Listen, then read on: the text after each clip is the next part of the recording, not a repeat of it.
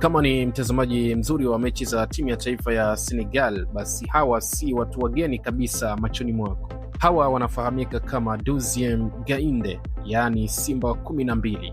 Hiki ni kikundi maarufu cha ushangiliaji cha timu ya taifa ya Senegal. Kimeitwa Simba 12 kutokana na jina la utani la timu ya taifa ya Senegal, Simba wa Teranga.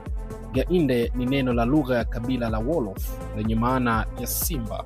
Wolof ni kabila maarufu zaidi nchini Senegal, ambalo pia linapatikana katika mataifa ya Gambia pamoja na Mauritania. Kikundi hiki kilianzishwa mwanzoni mwa miaka ya 90 na kinakadiriwa kuwa kilianzishwa mwaka 1991. Vipo vikundi vingi vya ushangiliaji nchini Senegal, lakini kikundi hiki cha Simba 12 ndicho kikundi maarufu zaidi.